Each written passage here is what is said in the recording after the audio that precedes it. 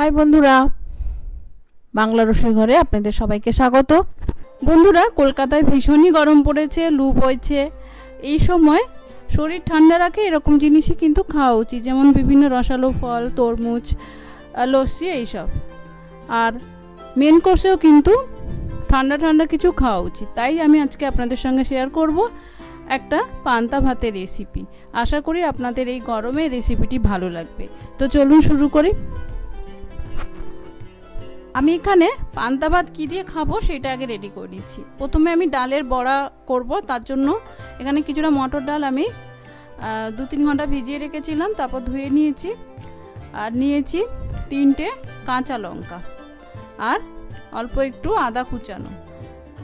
এটা এবার আমি মিক্সিতে বেটে নেব। আপনারা চাইলে কিন্তু শিলেও বাটতে পারেন।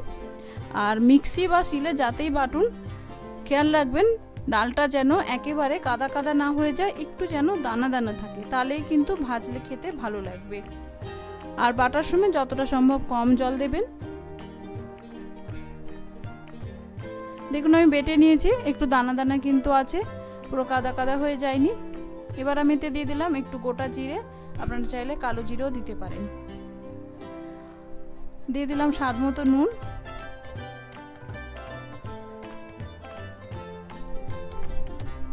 একটু হলুদ গুঁড়ো,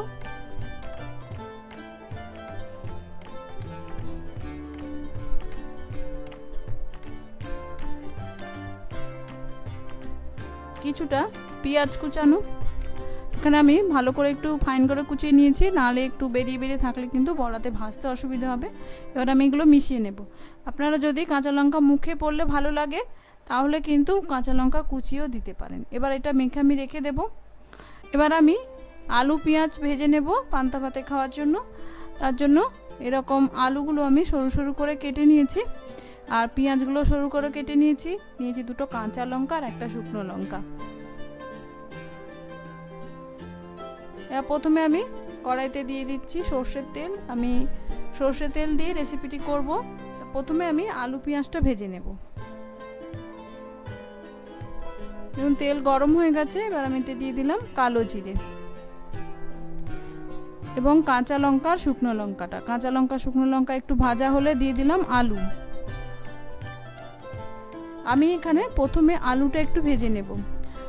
আপনারা চাইলে আলু পেঁয়াজ একসঙ্গে দিয়ে দিতে পারেন, তবে আমার মনে হয় আলু পেঁয়াজ একসঙ্গে দিয়ে দিলে আলুটা অতটা ভাজা হয় না, পেঁয়াজ তার আগেই ভাজা হয়ে যায়।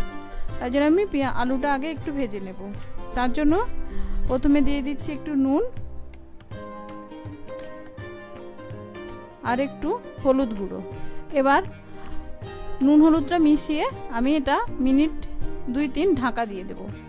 দেখুন মিনিট 2-3 পরে আলুটা কিন্তু অনেকটাই ভাজা ভাজা হয়ে গেছে এবং সেদ্ধও হয়ে গেছে। এবার আমি এতে যে কুচিয়ে রাখা পেঁয়াজটা ছিল সেটা দিয়ে দেব। এবার আলু পেঁয়াজ ভালো করে একসঙ্গে মিশিয়ে নেব। চাইলে এই সময় ঢাকা দিয়ে দিতে পারেন মিনিট 2, বা খোলা রেখেও ভেজে নিতে পারেন। আমি 2 মিনিট ঢাকা দিয়ে দেবো যাতে পেঁয়াজগুলো সহজে নরম হয়ে যায়।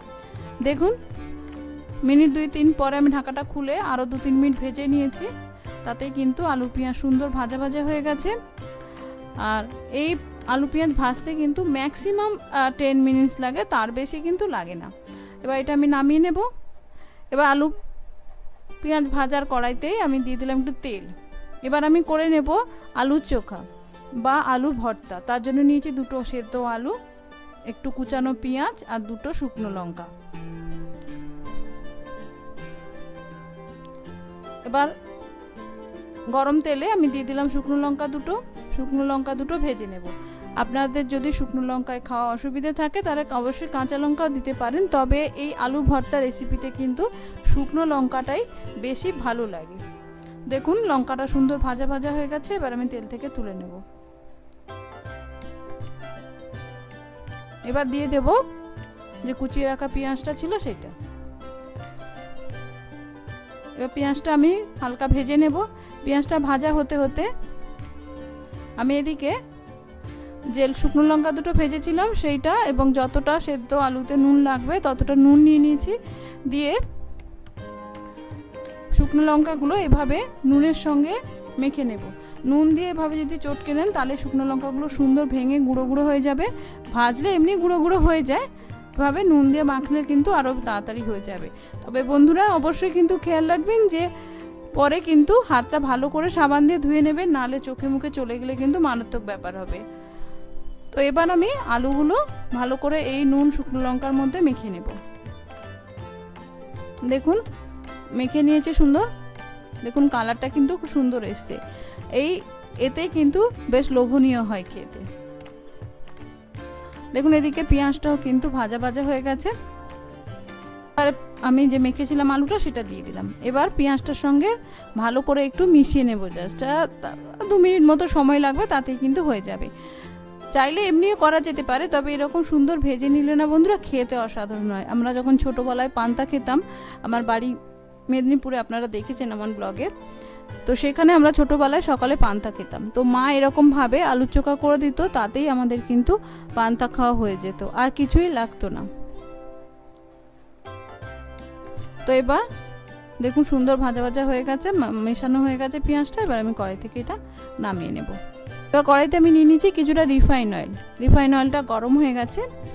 এবার আমি যে ডাল মাখাটা মেখে রেখেছিলাম সেইটা বড়া করে নেব। আমি হাতে এভাবে একটু চ্যাপটা চ্যাপটা করে বড়া করে নিচ্ছি। আপনাদের যেরকম পছন্দ শেপে সেরকম করতে পারেন। অনেকে ছোট ছোট পছন্দ করে, আমিও কিন্তু ছোট ছোট পছন্দ করি, ছোট ছোটও করব। দেখুন কিছু বড়া আমি বড় দিয়েছি, কিছু কিন্তু ছোটও দিয়েছি। একদিকটা হয়ে গেছে, আমি এবার একটা উল্টে দেব। উল্টে দিয়ে দুদিকে লাল লাল করে ভেজে নেব। এই ছোট বড়াগুলো খেতে কিন্তু দারুণ লাগে।